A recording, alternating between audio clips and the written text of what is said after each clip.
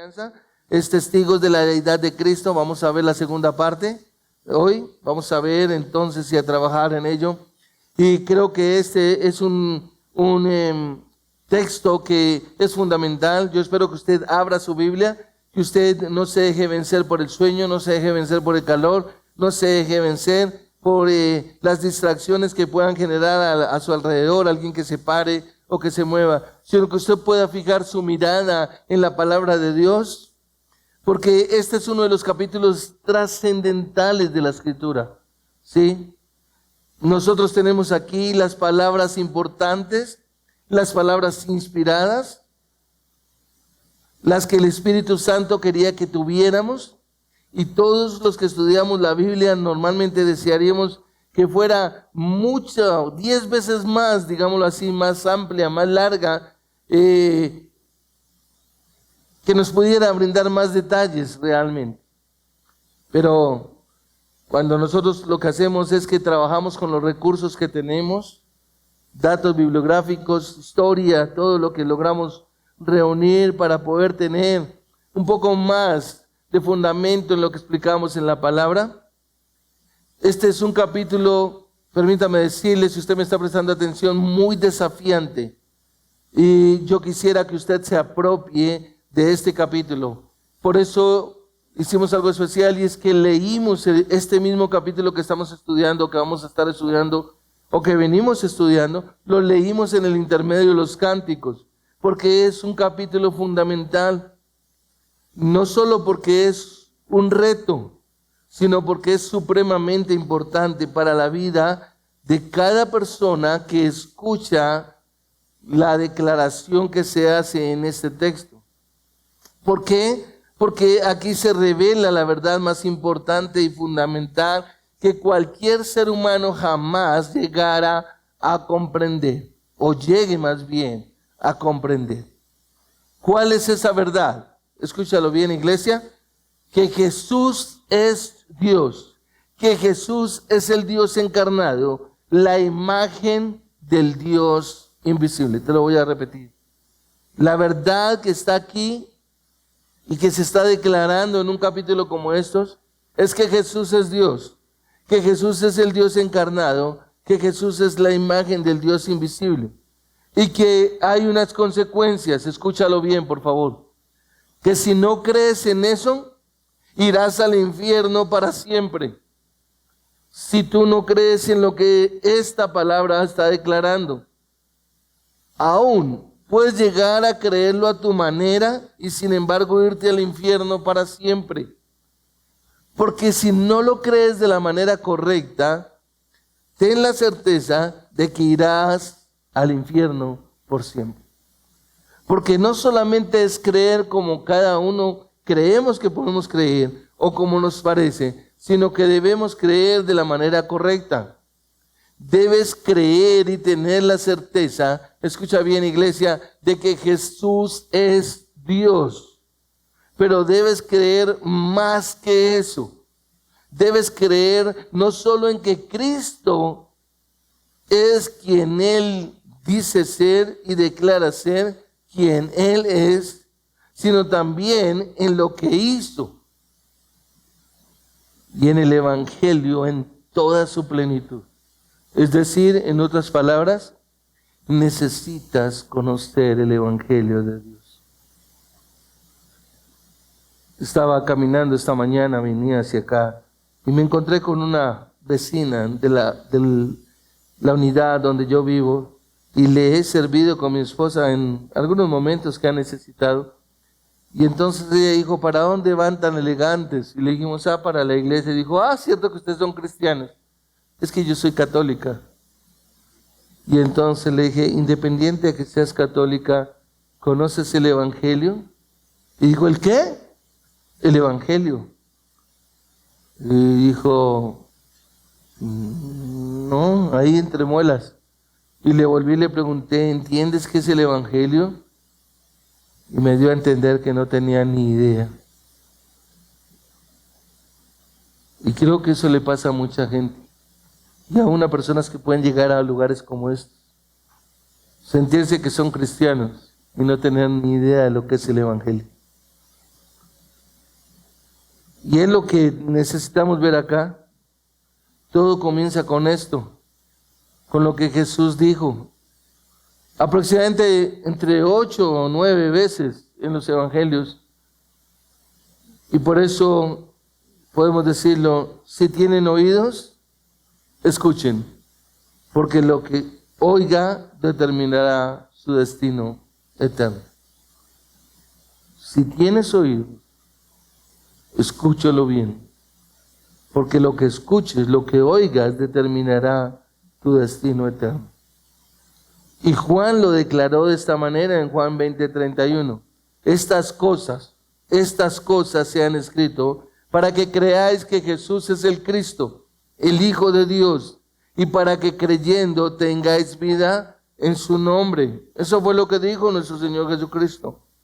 Es decir, todo aquel que no cree, lo que nos muestra la Escritura es que perecerá. Pero el que cree tendrá vida eterna. Déjame recordarte, si no crees, en tus pecados morirás. Jesús dijo, a donde yo voy, le dijo a los fariseos, vosotros nunca podréis venir. Y tenemos entonces que comprender que el mensaje de la iglesia no es tan insignificante como la justicia social. El mensaje de la iglesia no es tan insignificante como la redistribución de la riqueza, como muchos afirman. El mensaje de la iglesia no es tan insignificante como la liberación. El mensaje de la iglesia es la salvación del infierno mediante la fe en el Señor Jesucristo. Ese es el mensaje relevante de la iglesia. La iglesia tiene que estar siempre predicando la salvación del infierno mediante la fe en el Señor Jesucristo.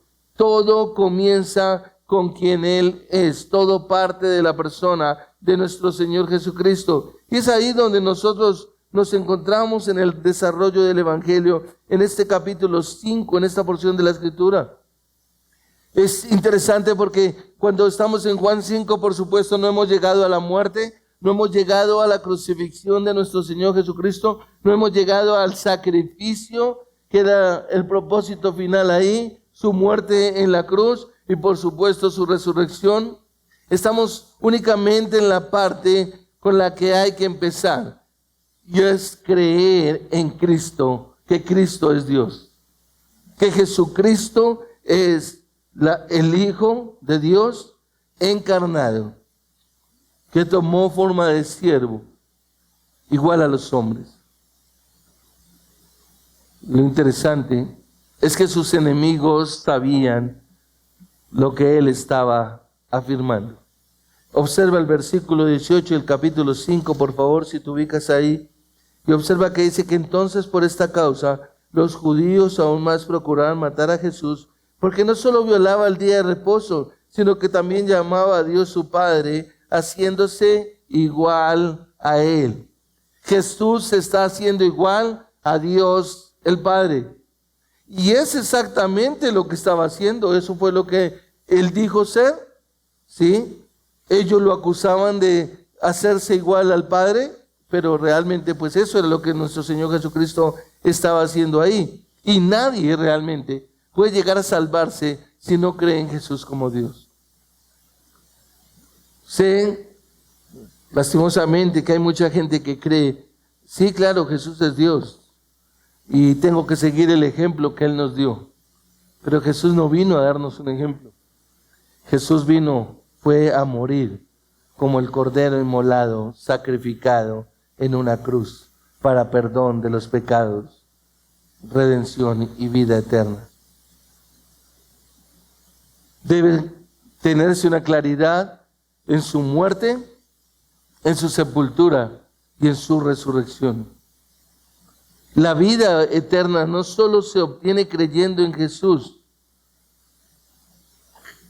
o más bien la vida eterna se obtiene creyendo en Jesús, pero no en un creer intelectual, en un creer de conocimiento, de cuando se ha escuchado como una historia.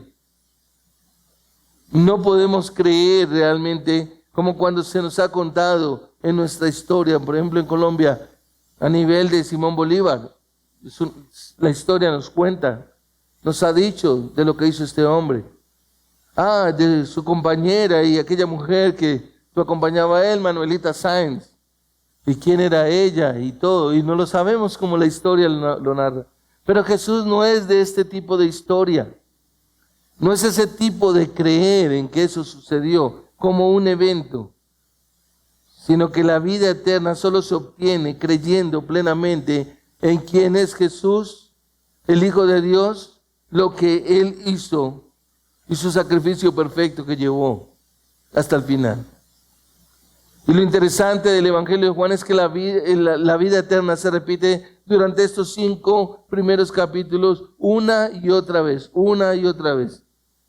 Juan nos deja ver en todo su escrito, en general, aún en las palabras de Jesús, en sus propias palabras, en lo que Juan el Bautista hizo, siempre está repitiendo la vida eterna, una y otra vez, una y otra vez. Una y otra vez siempre está ahí hablando de la vida eterna, que está conectada con aquellos que creen en Jesucristo, creyendo que Él es Dios, que Él es Dios. Él es la imagen del Dios invisible, como lo describe la palabra de Dios, que Él es divino. Y por eso el título de esa enseñanza es Los testigos de la deidad de Cristo. Porque el tema en mención nos deja ver la necesidad de que hubiesen unos testigos. Y este pasaje adquiere una importancia crucial, podríamos decir. Porque desde el versículo 17, si tú tienes abierta tu Biblia ahí, te puedes dar cuenta qué dice la Escritura y hasta el final, que realmente el tema central es la divinidad de Jesucristo. Jesucristo afirmando que es necesario creer en Él para escapar del infierno y tener vida eterna. Que sin Jesucristo no hay posibilidad de librarse de la condenación eterna.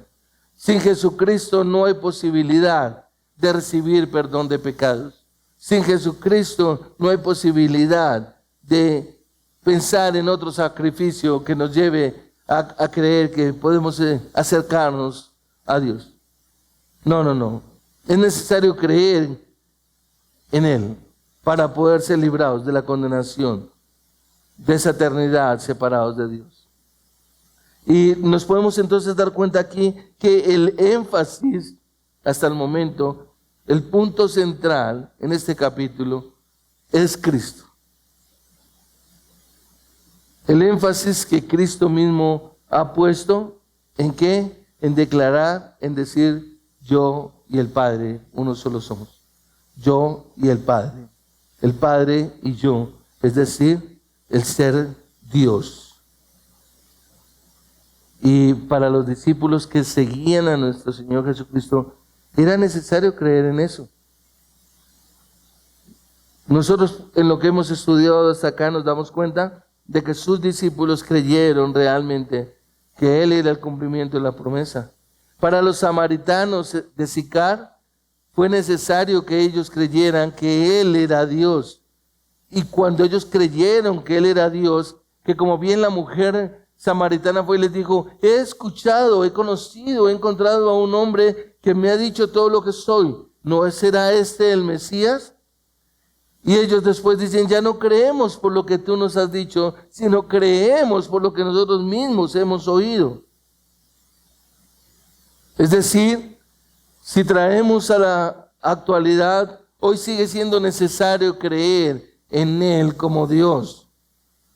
Creer que Jesucristo es Dios. Que usted viene a un lugar como estos es adorar al Dios vivo y verdadero, al Dios que se encarnó. Y al creer se le debe rendir entonces tributo y adoración que le corresponde. Por eso hablamos de este como un lugar donde reverenciamos, es decir, respetamos el nombre de Jesucristo. Y venimos es a adorarle a Él. Por eso venimos alrededor de la salvación que Dios nos ha dado de manera individual. Y cada uno de nosotros vamos a mostrar lo que realmente conocemos de Él. Si le adoramos realmente. No puede ser solo de boca. Debe ser en obediencia y en señorío. Es decir, estar convencido de que Él es mi Señor. Yo no soy el dueño de mi vida, Él es mi dueño, Él es mi Señor. Yo quiero obedecer lo que dice su palabra. Yo creo que esta es la palabra de Dios. Y como Jesucristo es Dios, entonces yo quiero obedecer a su palabra. Pero no solamente quiero obedecer a su palabra, sino quiero reconocer que Jesucristo es mi Señor. Es decir, Él es mi dueño, Él es mi amo, Él es el que dirige mi vida y Él es el que me dice lo que Él quiere que yo haga. Así que en este capítulo tenemos un testimonio de la divinidad reunida por el mismo Señor Jesucristo, que es lo que vimos en nuestro último domingo. Desde el versículo 17 al 30 vimos el testimonio personal de nuestro Señor Jesucristo en cuanto a su divinidad. Él ha afirmado el ser igual a Dios en naturaleza, igual en obra, igual a Dios en poder, igual a Dios en verdad y por consiguiente igual en honor y adoración. Y esta es la afirmación desmesurada por parte de un carpintero galileo, como mencioné yo en otras ocasiones. Imagínate uno tener una persona con un vestuario común y corriente al de todo hombre, con sus sandalias y sus pies sucios por el polvo del camino, y un hombre que declara ser Dios. Un hombre que se declara ser igual a Dios. ¡Wow! Esto parece de locos. Pero lo tremendo es que este carpintero galileo estaba atacando el sistema falso, religioso de los judíos, donde les tumbaba absolutamente todo. Y si usted recuerda, entre los versículos 17 al 30, él ha hecho la afirmación tanto en tercera persona y en algunos casos como en primera persona, declarando: yo soy Dios. Y comienza respondiendo a su ataque por haber quebrantado el sábado. Recuerda, mira el versículo 17 cuando dice: pero Jesús, desde el 16, a causa de esto los judíos perseguían a Jesús porque hacía estas cosas en el día de reposo. Y el versículo 18 nos dice: entonces por esta causa los judíos aún más procuraban matar a Jesús, porque no solo violaba el día de reposo, sino que también llamaba a Dios su Padre, haciéndose igual a Dios. Lo que vemos acá es que comienza respondiendo al ataque por haber quebrantado el sábado. Fue lo primero, lo que los llevó a la ira, a entrar en estos hombres, morderse, digámoslo así, porque había sanado a un hombre en sábado, no porque hubiese sanado a un hombre como tal, con poder y autoridad, sino porque lo había hecho en sábado, violando el sábado. Es decir, para ellos primaba más lo religioso que realmente la bondad y la gracia y la misericordia que había tenido en ese momento para con el hombre. Pero el Señor Jesús no dice nada, y recuerda que lo que vemos acá es que Él eleva la temperatura de esa discusión, podríamos decir, lo lleva a un nivel cristológico y comienza a decirles realmente que Él es, como si dijera realmente: haré lo que quiera en sábado, porque yo soy el Señor del sábado. Y desde allí entonces empezamos a darnos cuenta que Él procede a mostrar su divinidad. Él empieza a mostrar su divinidad sin ningún miedo. Y llegamos ahí al versículo 31, si te das cuenta. Y es ahí en el versículo 31 que tenemos acá que hay un cambio. Pasa de su propio testimonio al testimonio de otras personas. Versículo 31, mira lo que dice: si yo solo doy testimonio de mí mismo, mi testimonio no es verdadero. ¿Qué quiere decir con eso el Señor Jesús? ¿Qué es lo que está queriendo decir? ¿Quiere decir que lo que Él está mencionando es mentira al decir que no es verdadero? Por supuesto que no. Él es la verdad. Pero lo que Él quiere decir, para que lo tengamos claro, es que a los ojos de ellos, en su mente, en la mente de estos judíos religiosos, eso no es suficiente para establecer la verdad. Y es lo que sucede hoy en día en muchas personas, que a los ojos de esas personas, en la mente de esas personas, eso no es suficiente con escuchar que Jesucristo es el Hijo de Dios, que Jesucristo vino para morir en una cruz, que Jesucristo tomó forma de siervo, que Jesucristo fue sacrificado para perdonar los pecados, pero ni en los ojos, ni en la mente de estas personas realmente era suficiente. Es completamente lo mismo. Si usted me acompaña al capítulo 8, versículos 12 y 13, observe que Él se los dice a ellos también. Capítulo 8, versículo 12 dice, Jesús les habló otra vez diciendo, yo soy la luz del mundo, el que me sigue no andará en tinieblas, sino que tendrá la luz de la vida.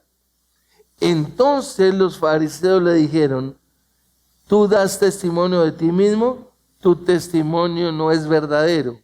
Los fariseos le contestaron, según el conocimiento que tenían de la ley, según Deuteronomio capítulo 17 y capítulo 19, donde decía que solamente era válido el testimonio por 2 o 3 testigos, pero que el testimonio propio no servía. Por eso es que ellos le contestan, tu testimonio no sirve, ahí en el versículo 13 precisamente del capítulo 8. Tú das testimonio de ti mismo, tu testimonio no es verdadero. Es decir, a la hora de la verdad ellos están diciendo, cualquiera puede decir que Él es Dios. Cualquier persona puede aparecer acá y decir, es más, por ahí hay una secta donde un hombre apareció diciendo, yo soy Dios, conocida como Creciendo en Gracia. Nací en Puerto Rico, y él se declaró, yo soy Dios, y muchos seguidores, mucha gente siguiéndolo realmente. ¿Sí? Cualquiera puede decir que es Dios.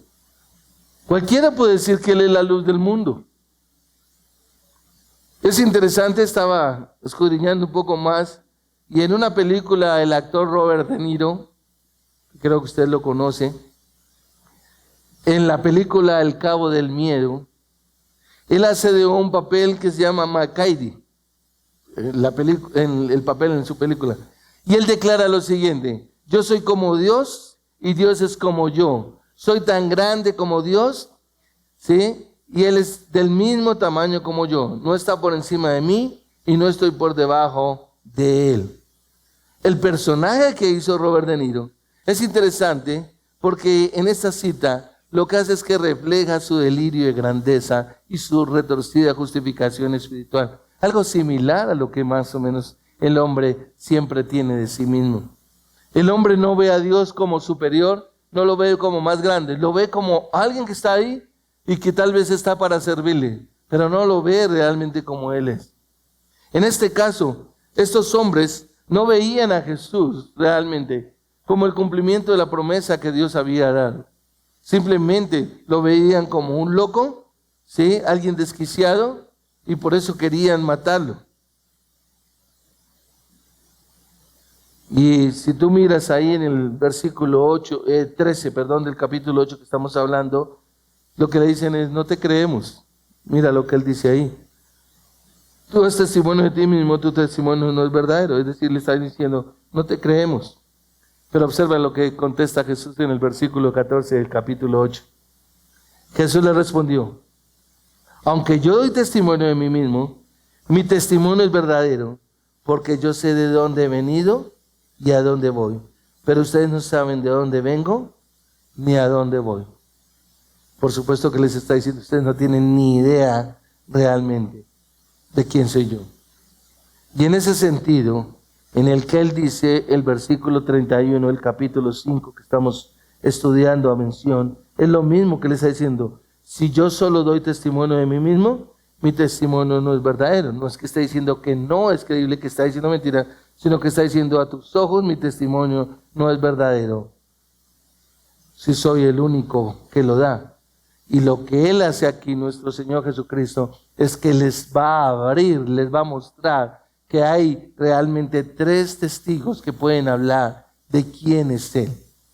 ¿Sí? ¿Por qué? Porque lo que los judíos pensaban es, ¿sabes qué? A la hora de la verdad cualquier loco dice ser Dios. De hecho, si usted ha leído las Escrituras, usted recordará que los judíos acusaron a Jesús ¿de qué? De loco. Pero Jesús sabe quién es Él, de dónde viene y a dónde va. Y lo que hace es que les dará testimonio que lo apoye, les va a mostrar realmente. Les habla en su propio lenguaje, en lo que ellos decían de conocer la ley. De hecho, realmente obtendrá testimonio de alguien de quien se debe creer con propiedad. Observa el versículo 32, por favor. Otro es el que da testimonio de mí. Y yo sé que el testimonio que da de mí es verdadero. El versículo 32 él está declarando, hay otro que va a dar testimonio de mí. ¿Quién es realmente? Aquí está la pregunta. ¿Quién es? ¿Quién es el otro que da testimonio de Jesús?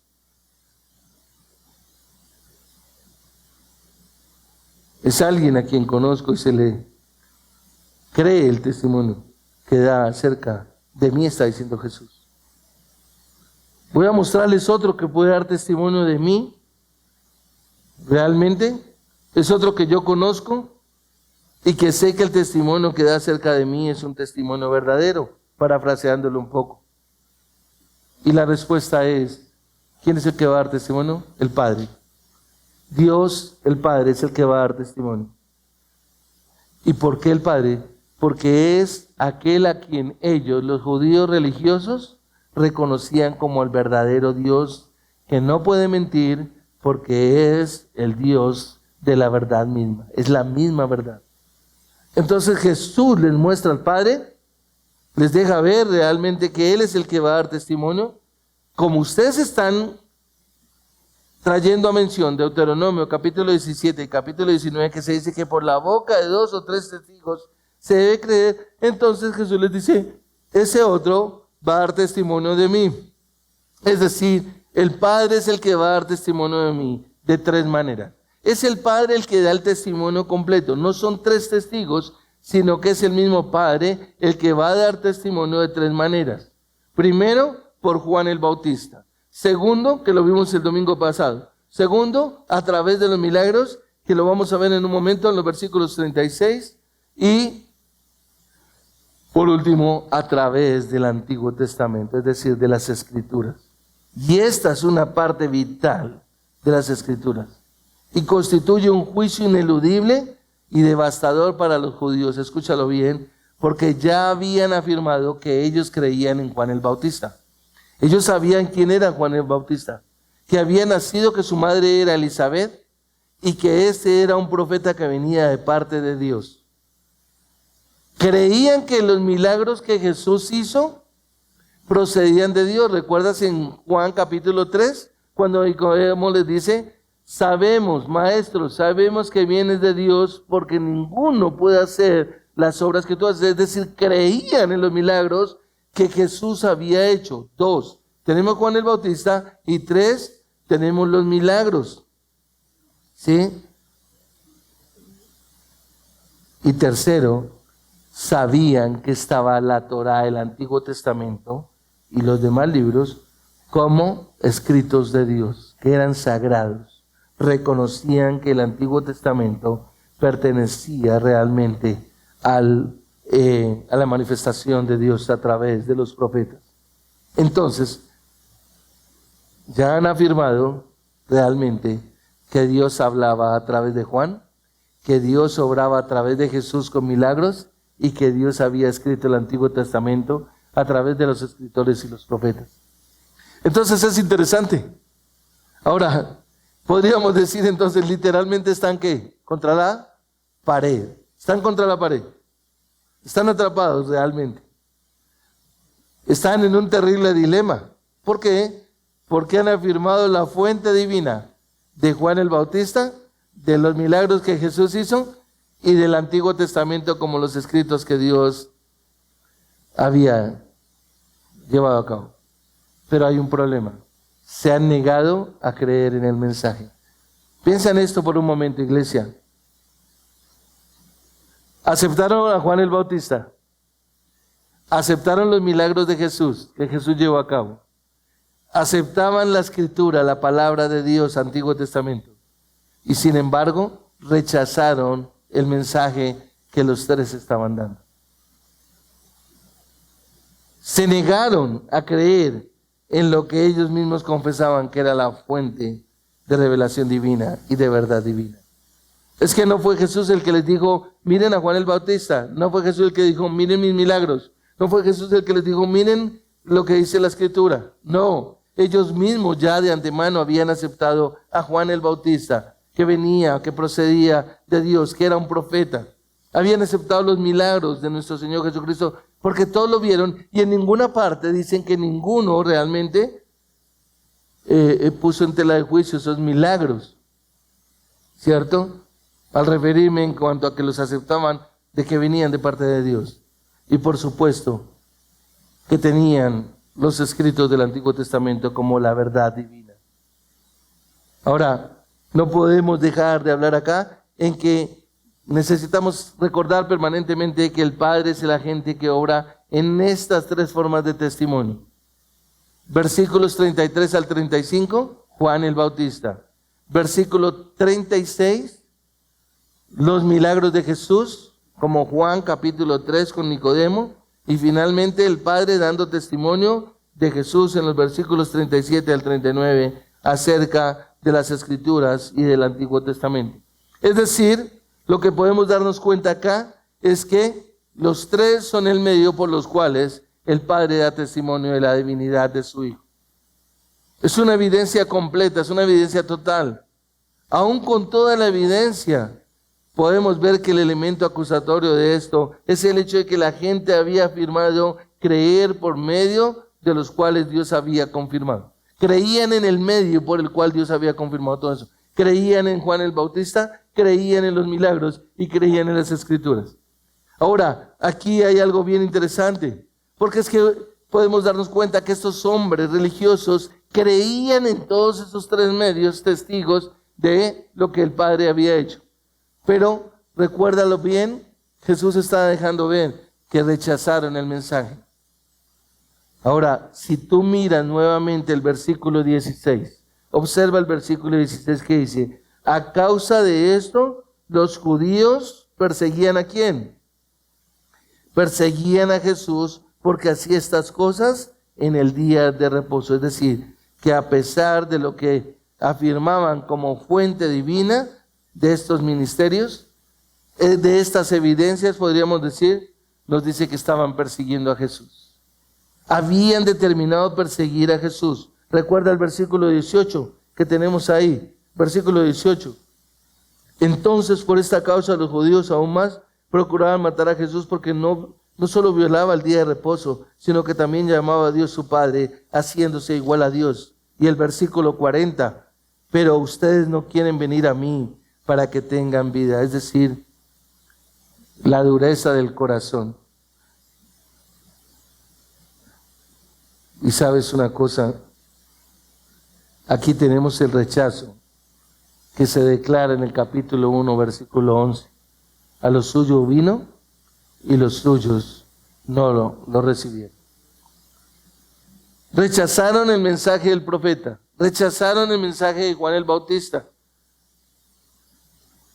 Los evangelios nos declaran que Elizabeth, su madre, desde el vientre, todos se maravillaban. Su padre que estuvo mudo durante un tiempo, que realmente después se dieron cuenta de que era un hombre enviado de Dios, que desde el vientre había sido escogido para traer un mensaje. Como bien lo dice la profecía, preparad el camino para la venida del Señor. Y sin embargo, lo rechazaron. Ahora, mira el versículo 36. Y el versículo 36 dice, pero el testimonio que yo tengo es mayor que el de Juan. Es decir, las obras de nuestro Señor Jesucristo son mayores que las de Juan. Los tres testigos que está utilizando el Padre, cada uno va en ascendencia. El de Juan fue impresionante, fue tremendo. Juan declaró ¿sí? Juan escribe y dice que Juan el Bautista escuchó una voz desde el cielo que decía: este es mi Hijo amado, en quien tengo complacencia. Realmente nos deja ver que este hombre preparó el camino para la venida del Señor. En el versículo 36 Jesús mismo está diciendo: pero el testimonio que yo tengo es mayor que el de Juan. Ahora estamos en el segundo testigo, que son los milagros de Jesús, y son mayores a los de Juan. Dice la palabra que multitudes de gente le seguía, y que Jesús hizo tantos milagros que no hay manera de escribirlos en todos los libros del mundo. Si tú miras en Juan capítulo 20, versículo 30, acompáñame un momento allá. Juan capítulo 20, versículo 30 dice: y muchas otras señales hizo también Jesús en presencia de sus discípulos. ¿Cuántas? Muchas, ¿sí? Que no están escritas ¿en dónde? En este libro, nos está diciendo. Como bien nos dice que en otra porción de la Escritura, que si se escribieran todos, no alcanzarían los libros realmente en todo el mundo. Pero ¿saben qué es lo tremendo? Lo que declara el versículo 40 del capítulo 5. Pero ustedes no quieren venir a mí para que tengan esa vida. Les puedes mostrar lo que quieran. Les podía mostrar. El segundo testigo les está diciendo los milagros que he hecho son mayores a Juan. Acompáñenme ahí a Juan capítulo 12, por favor, en su Biblia, en sus Biblias. Capítulo 12, versículo 37, observa lo que él dice: pero aunque había hecho tantas señales delante de ellos, no creían en él. Capítulo 15, versículo 24, por favor. Capítulo 15, versículo 24. Si yo no hubiera hecho entre ellos las obras que ningún otro ha hecho, no tendrían pecado, pero ahora las han visto y me han odiado a mí y también a mi Padre. Y préstale atención a esta expresión que Jesús hace, a esta declaración. Si yo no hubiera hecho entre ellos las obras que ningún otro ha hecho, no tendrían pecado, pero ahora las han visto y me han odiado a mí y también a mi Padre. Y aquí podemos darnos cuenta: si rechazas a Cristo, estás odiando a Cristo, entonces estás rechazando al Padre. No tienes ninguna relación con Dios. No encontramos sentido de que alguien puede decir que ama a Dios, que ama al Padre, cuando no ama a Jesucristo, cuando no le ha rendido su vida a los pies de Cristo. Esas son palabras de Jesús, no son mías, usted lo acaba de leer. Si quiere le recuerdo el texto, Juan capítulo 15, versículo 24. Resáltelas ahí para que le pueda mostrar a otras personas o para que usted mismo piense en ello. Si usted no ama a Jesucristo y si usted no le rinde el tributo que es, entonces usted no puede decir que tiene una relación con el Padre y que usted ama al Padre. Ahora mira el capítulo 16 de ahí mismo de Juan, que es todo lo contrario. Y mira cómo el Señor Jesucristo nos lo deja ver en el capítulo 16, versículo 27. Observa lo que dice la Escritura. Juan 16, 27. Pues el Padre mismo los ama porque ustedes me han amado y han creído que yo salí del Padre. ¿Cuál es lo contrario? ¿Cuál es el contraste? Amas al Hijo, entonces amas al Padre y el Padre te ama a ti. No tenía sentido que estos hombres dijeran que amaban a Dios, pero no amaban al Hijo. Ese fue el segundo testimonio, o el segundo testigo más bien, de los milagros de nuestro Señor Jesucristo, de que Él, de su deidad, de su divinidad, fue el segundo medio que tuvo el Padre, que utilizó para dar testimonio a su Hijo, porque le respaldaban esos milagros, realmente. Nadie los podía hacer. Y por eso Él dice ahí en el capítulo 15, si ustedes no hubiesen visto los milagros que yo hice y que ningún otro puede hacer, no habría pecado en ustedes, pero ustedes los vieron. Es decir, ya no tienen excusa, ya no se pueden salir realmente de ahí, ya no pueden negar realmente.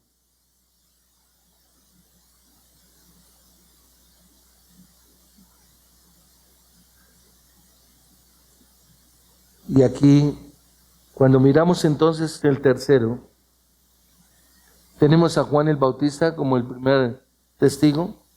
Tenemos los milagros como más grandes, es mayor que Juan, dice él. ahí en el versículo 36, el testimonio que yo tengo es mayor que el de Juan, que son las obras, dice, porque las obras que el Padre me ha dado para llevar a cabo, las mismas obras que yo hago, dan testimonio de mí. Juan el Bautista, Nicodemo le dijo, sabemos que vienes de Dios, porque las cosas que haces, las obras que haces, no hay manera de negar. Pero ahora viene algo mayor, algo más grande que los milagros. Y quiero que prestes tu mirada, pongas tu mirada en la palabra de Dios. Y ruega al Señor que te dé esa sabiduría. Ahí en el versículo 37, Él dice, el Padre que me envió, Él ha dado testimonio de mí. Pero ustedes no han oído jamás su voz, no han visto su apariencia. Ustedes examinan las Escrituras porque piensan tener en ellas la vida eterna. Y son ellas las que dan testimonio de mí. Los versículos 37 al 39, en lo que nosotros estamos estudiando, y quiero concentrarme ahí, los minutos que me quedan, haciendo como lo imposible para alcanzar a lograrlo y que usted entienda realmente la profundidad de esto, lo delicado de esta situación. El que si usted realmente rechaza a Jesucristo en su deidad, entonces usted realmente irá a una condenación eterna. Los versículos 37 al 39 son una sola unidad. Algunas Biblias hay pequeños encabezados que las dividen y es un flujo de razonamiento o lógica. Pero lo que nos damos cuenta aquí es que llegamos al testimonio más importante, al nivel más alto, al primer nivel podríamos decir. Algo genial. Podemos ver que estaba en primer lugar Juan el Bautista, el testimonio de Juan el Bautista. Segundo, los milagros que ahí mismo el Señor Jesucristo dice que fue mayor que los de Juan, ¿sí? En cuanto a testimonio. Pero aquí está el mayor de los mayores. Está el general de los generales, digámoslo así. Observa el versículo 37. Deja que la palabra te hable, que Dios te hable. Y mira lo que dice el texto. El Padre que me envió, el Padre que me envió. Él ha dado testimonio de mí. Mira la declaración que Jesús está haciendo. El Padre que me envió. Él está dando el testimonio, es decir, sigue siendo el testimonio del Padre, ¿cierto? Ahora la pregunta es, ¿de qué está hablando? ¿Cuál es la forma del testimonio del Padre? Bueno, sigamos leyendo, escúchenlo bien, obsérvenlo por favor. Mira el texto, hay un pero, un contraste, pero ustedes no han oído jamás su voz, ni han visto su apariencia. Es decir, ustedes dicen que conocen al Padre y ustedes nunca han oído su voz y no han visto su apariencia. Ustedes no han visto su forma, es lo que está diciendo Jesús. No han tenido acceso al testimonio. ¿Por qué? ¿Por qué no tenían acceso? Mira el versículo 38. Porque su palabra no la tienen morando, porque la palabra no la tienen morando en ustedes. Y su palabra no la tienen morando en ustedes. Porque no está morando, no mora la palabra de Dios. Por eso no había un cambio en estos hombres, no había algo trascendental. Y es evidente que la palabra no mora en ellos o no estaba en ellos porque no creían en aquel que lo había enviado. Es decir, estos hombres parecían hombres que conocían de Dios, pero a la hora de la verdad no conocían de Dios, porque la palabra no moraba en ellos.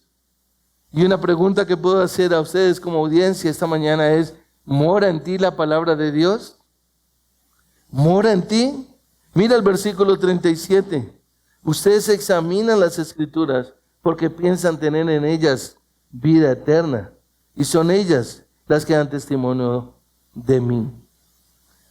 Es evidente que en estos hombres la palabra no moraba en ellos, porque no creían en aquel que lo envió.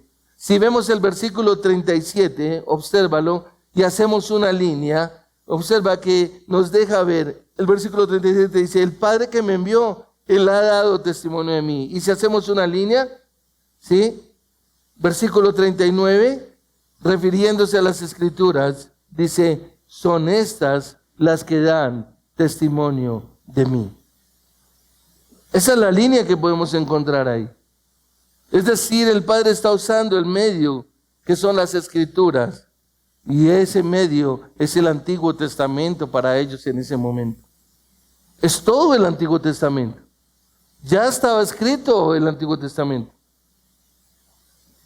La única Biblia que Jesús tuvo fue el Antiguo Testamento. La única Biblia que tuvieron los discípulos era el Antiguo Testamento. La única Biblia que tuvieron realmente en el Nuevo Testamento, escúchalo bien, fue el Antiguo Testamento. Y el Padre en el Antiguo Testamento ha dado testimonio de su Hijo, de Jesucristo. Y observen, vuelve al versículo 37, ¿sí? El que me envió, el Padre que me envió, el Padre que me envió. Si tú miras el texto más detalladamente, es enfático. El Padre que me envió. Observa el texto. El Padre que me envió. ¿Qué? Ha dado testimonio de mí. El Padre que me envió ha dado testimonio de mí. Volvemos al punto. Juan el Bautista fue por un tiempo. Los milagros que Jesús hizo fueron por un tiempo. Pero la palabra de Dios es eterna, permanece para siempre. El tiempo en el que está escrito, escúchalo bien, es un tiempo perfecto, que significa que es continuo, sostenido. Es un tiempo perfecto. ¿Qué significa sostenido? El mayor testimonio entonces es la Escritura. Y observen bien, este es un comentario de Pablo en el Nuevo Testamento que nosotros encontramos en 2 Timoteo capítulo 3 versículo 16, cuando Pablo dice, toda la Escritura es inspirada por Dios. Pablo está hablando del Antiguo Testamento, porque el Nuevo Testamento todavía no había sido escrito. Entonces Pablo está hablando del Antiguo Testamento y está diciendo, toda la Escritura es inspirada por Dios. Eso es sobre el Antiguo Testamento. Sabemos que el Nuevo Testamento no había sido escrito, estaba siendo escrito. Entonces, es lo mismo que nos dice el autor de la carta a los Hebreos, Hebreos capítulo 1, versículo 1. ¿Qué dice Hebreos capítulo 1, versículo 1? Dios, habiendo hablado muchas veces y de muchas maneras a los padres por los profetas. En estos postreros tiempos nos ha hablado por el Hijo, a quien constituyó heredero de todo. Se lo repito, Dios. ¿Quién? Dios. ¿Quién es Dios? El Padre. Habiendo hablado muchas veces y de muchas maneras a los padres por los profetas, Antiguo Testamento. Es decir, tenemos que ver que una y otra vez en el Nuevo Testamento se está diciendo, vino palabra del Señor, vino palabra del Señor. Es decir, se está recordando lo que hablaba el Antiguo Testamento. En el Antiguo Testamento vino palabra del Señor A, vino palabra del Señor, vino palabra del Señor. Es la palabra del Señor. Y por eso el autor de la carta a los Hebreos dice, Dios habiendo hablado muchas veces y de muchas maneras. Es decir, todos los judíos creían en Juan el Bautista, creían en los milagros de Jesús, pero lastimosamente cambian y usted recordará que ¿qué hacen? Cuando el Señor Jesucristo hace algunos milagros, se los atribuyen ¿a quién? A Satanás.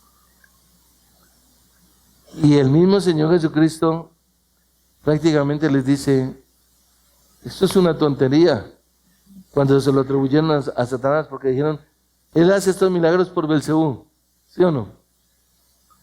Y Jesús les dijo, ninguna casa dividida puede prosperar contra sí misma, puede prosperar. ¿Por qué Satanás expulsaría a Satanás? No tiene sentido. Es decir, deja ver que los judíos llegaron a una conclusión irracional. como forma de justificar su incredulidad. No lo podemos comparar con el impío, no le podemos comparar con alguien que no es creyente, porque el no creyente no cree absolutamente nada en las Escrituras. Pero aquí estamos encontrando personas que creían en las Escrituras, personas que realmente creían en el Antiguo Testamento, como la palabra de Dios, como dada por el Padre, por medio de los escritores y los profetas. Pero ahora, entonces, irracionalmente, buscan la forma de justificar su incredulidad. ¿Cuántas veces encontramos personas de la misma manera, justificando su incredulidad, basándose en la misma palabra? ¿Sí? Es decir, tienen el Antiguo Testamento y aunque lo poseen, el Señor Jesucristo entonces les dice a estos hombres, nunca han oído su voz. Observa el versículo 37 en la parte B, pero ustedes no han oído jamás su voz, ni han visto su apariencia, o su forma, como dicen algunas otras versiones. Lo que significa es que no se apropian de ningún conocimiento de Dios. Escúchalo bien. Y esto tiene una aplicación, o una implicación más bien, para la iglesia hoy en día. La gente que toma la Escritura, que lee la Escritura, que acepta la Escritura, pero no se apropian de ningún conocimiento de Dios. Absolutamente ninguno. Oyen y oyen, pero no obtienen nada. En el caso de estos hombres, como lo declaró Pablo, en el Nuevo Testamento, en el libro de Romanos, capítulo 3, versículo 10, que nos dice que no conocen a Dios, que no hay quien conozca a Dios, que no hay quien busque a Dios. Como dice acerca de los judíos, como dice Pablo en Romanos capítulo 10, que tienen celo, pero sin conocimiento. Es decir, no conocen a Dios, tienen un celo religioso. Algo similar a lo que vemos en tantas personas aún que llegan a este lugar. Aparentemente tienen un celo por el Señor y todo, pero es un celo religioso, no es un celo de conocimiento. No conocen a Dios, eso es una forma devastadora para los judíos.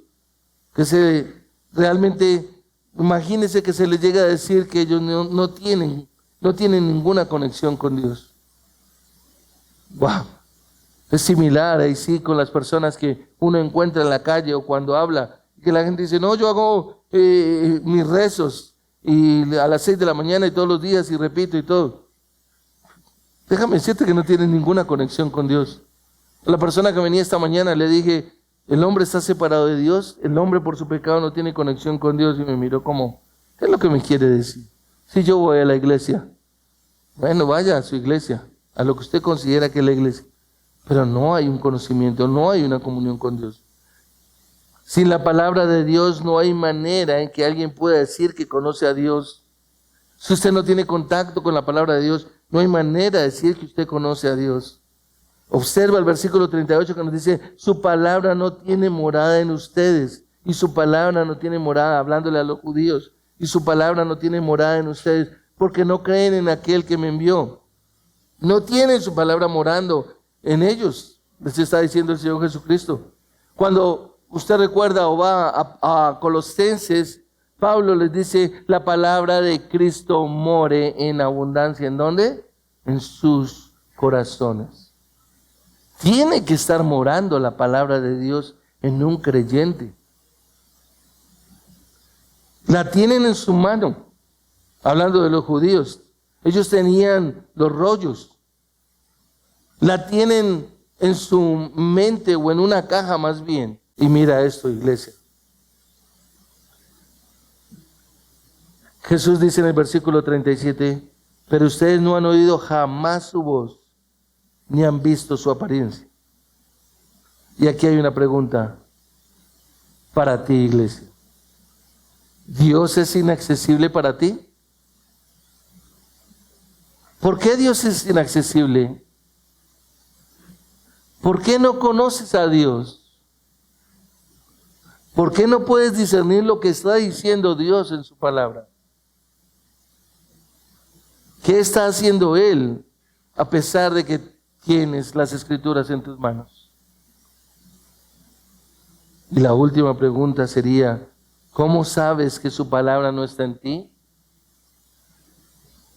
Y la respuesta puede ser la misma que está acá en las Escrituras. Porque no crees en aquel a quien Él envió. No sé cuál es tu percepción de Jesucristo. No sé si lo estás viendo simplemente como un Salvador, pero no como un Señor en tu vida. Pero déjame decirte, versículo 39, como bien lo dice acá en nuestra versión, ustedes examinan las Escrituras porque piensan tener en ellas la vida eterna. Así que si no ven en las Escrituras, si no observan lo que las Escrituras están diciendo, no tienen la palabra de Dios en ustedes. Es así de simple. Si la Escritura no te está conmocionando, no te está moviendo, no te está perturbando de tu condición delante de Dios, entonces no tienes las Escrituras. Si miramos la palabra en el versículo 39 cuando dicen examinen o examinan en nuestra versión. En otra versión dice examináis las Escrituras. O escudriñar las Escrituras, dice en otra versión. En algunas versiones aparece como un imperativo, pero la forma en el griego es la misma. La declaración indicativa aquí de un hecho. ¿Sí? El imperativo conocemos que es un mandato y es lo mismo. Entonces tenemos que basarnos, oír y usar el contexto para entender realmente qué es lo que Jesús les está diciendo acá.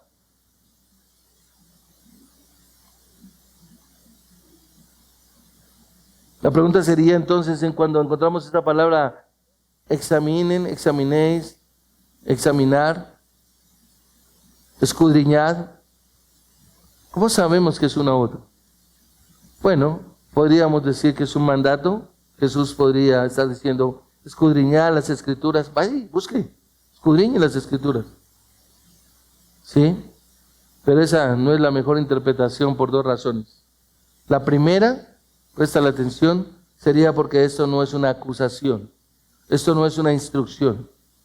No les está diciendo que hagan algo, está diciendo que oyeron a Juan y no le creyeron. Vieron a Jesús y no le creyeron. Y ahora simplemente está diciendo que buscan las Escrituras y no creen en ellas. Y la segunda razón, ¿sí?, es porque el verbo es pensar. ¿Sí? Vosotros pensáis. ¿Sí? Escudriñar, buscar. Y si él dice examinar, que tiene que ver con pensar las Escrituras, escudriñar las Escrituras como un mandato, entonces la siguiente línea tiene menos sentido. Sería mejor decir examináis las Escrituras, que es un indicativo de pensar. Porque pensáis. Observa el texto. Ustedes examinan las Escrituras porque piensan. Ahí está el verbo. Piensan. Eso es claramente indicativo. Así que como el segundo es indicativo y describe una conducta, es más probable que el primer verbo también lo sea y describa una conducta. Y ojo a esto. Eso tiene que ver con buscar. Porque realmente cuando uno mira esta palabra es fuerte, supremamente fuerte. Y cuando uno va a la literatura extrabíblica de la antigüedad, encuentra que esa palabra buscar describe a un león que acecha su presa, aquel que está buscando su presa, que la persigue. Incluso que esta palabra se usa para referirse a perros salvajes que rastrean sus presas. Pero esta palabra que estoy hablando acá, en cuanto a buscar, pasó a significar tiempo después un rastro, como algo para investigar. ¿Sí? Pasó de significar una pista a hacer un rastro y luego a hacer una investigación. Entonces, si miramos eso, lo que nos está diciendo es que ustedes rastrean las Escrituras, les está diciendo a ellos, o ustedes investigan las Escrituras. Es decir, estos hombres fueron implacables, fueron meticulosos en el manejo de los rollos del Antiguo Testamento. Le rindieron un gran honor, pero aquí hay un problema. Es que carecían del Espíritu Santo y eran hombres naturales que realmente no entendían las cosas de Dios. Ese es el problema con muchas personas, que cogen las Escrituras, pero carecen del Espíritu Santo y no pueden interpretarlas de manera correcta. En el caso de estos hombres, se inclinaron por su propia deducción, y aquí es supremamente peligroso. En lugar de dejar que el texto hablara por sí mismo, escúchalo bien, y sé que te va a interesar esto, le impusieron sus propias ideas. Estaban llenos de alegorías, elementos místicos y significados ocultos. Ese es el problema de la alegoría. Ese es el problema de la propia deducción, que está sucediendo en muchas iglesias y que poca gente le está prestando atención. Pero es similar a lo que estaba pasando con estos hombres. Pero el Nuevo Testamento se caracteriza por decir, el Señor Jesucristo lo dijo, ¿no habéis leído? ¿No habéis leído? Esas fueron palabras del Señor Jesucristo. ¿No habéis leído? En base a que si hubieran leído, sería suficientemente claro como para que lo hubieran entendido. Usted recordará, finalizando el Antiguo Testamento, los Evangelios, ¿quiénes fueron los dos santos que permanecieron ahí creyendo en lo que decían las Escrituras? Simeón y Ana. Cuando Jesús fue llevado al templo para ser circuncidado, presentado también, y ellos entendieron. Solo un par de santos. Y algunos pescadores de Galilea también lo entendieron. Los marginados samaritanos lo entendieron. ¿Por qué? Porque conocían las Escrituras. Los judíos llegaron a afirmar que el Antiguo Testamento era la palabra de Dios, pero luego, como ya lo mencioné, oscurecieron su significado mediante sus manipulaciones porque no estaban dispuestos a creer en la verdad. Y esto es muy peligroso, iglesia, porque tú puedes tomar la Escritura y puedes terminar oscureciendo la palabra porque no estás de acuerdo con alguna verdad contenida en ellas. Puedes creer que esta es la palabra de Dios y aún así no creer todo ni llegar a tenerla como autoridad para tu vida. Puedes creer, sí, esa es la palabra de Dios, pero cuando te da un mandato que roza y choca con tu propia postura, entonces tú no le das el valor necesario. Déjame terminar con esto, iglesia. Acompáñame a los versículos ahí mismo en el capítulo 5, versículos 45 al 47. Jesús les dice, no piensen que yo los acusaré delante del Padre. El que los acusa es Moisés, en quien ustedes han puesto su esperanza. Porque si creyeran a Moisés, me creerían a mí, porque de mí escribió él. Pero si no creen sus escritos, ¿cómo creerán en mis palabras? Lo precioso es que el Señor Jesucristo en Lucas capítulo 16, cuando inventó la historia que les está diciendo a ellos, ¿sí?, que es algo no real, en Lucas capítulo 16, usted se dará cuenta que en el versículo 29, Él sí les menciona y les dice en el versículo 29, pero el día, 29, pero Abraham dijo, ellos tienen a Moisés y a los profetas, que los oigan a ellos. Jesús les estaba recordando a aquellos hombres que se basaban en Moisés, en que lo que Moisés está diciendo. Y dice, pero Abraham dijo, ellos tienen a Moisés y a los profetas, que los oigan a ellos. Es decir, el Antiguo Testamento, la palabra de Dios, cuando el rico oye a Abraham.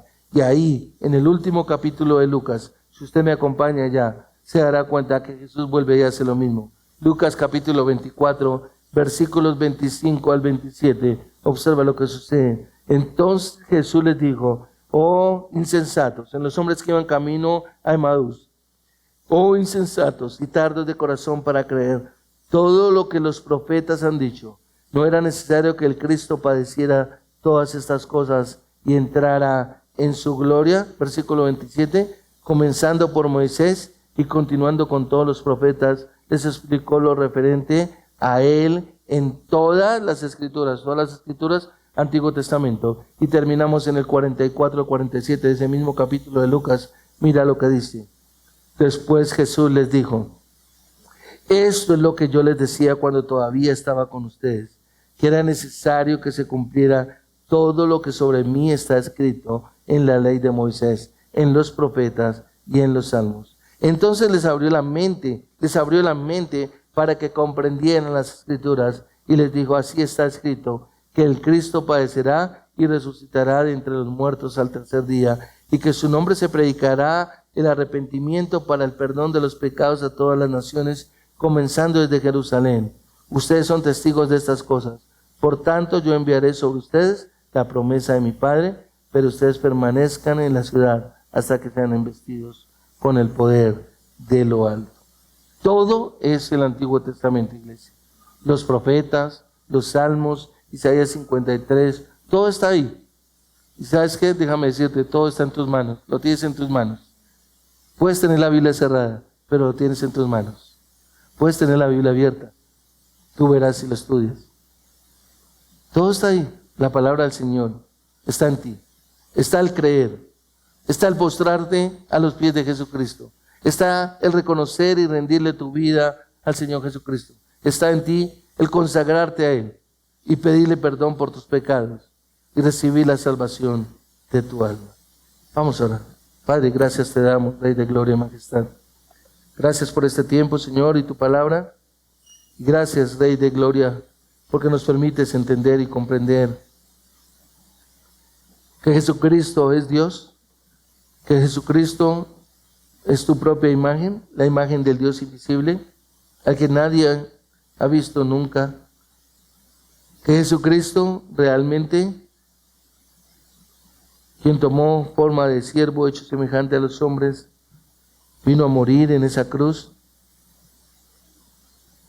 y que Jesucristo declaró ante los hombres de su época que verdaderamente Él era el cumplimiento de la palabra, de la promesa, que realmente Él es Dios y a Él hay que adorar. Señor, ayúdanos a que nosotros como congregación tengamos una reverencia, tengamos un respeto, nos humillemos verdaderamente, vengamos a un lugar de estos con un entendimiento y una comprensión de tu palabra, de reverencia ante Jesucristo, de respeto, de humildad, de mansedumbre, Señor, y le adoremos como Él es digno, le exaltemos como Él merece, y le glorifiquemos y le honremos por sobre todo nombre. Padre, gracias te damos en el nombre de Cristo Jesús. Amén.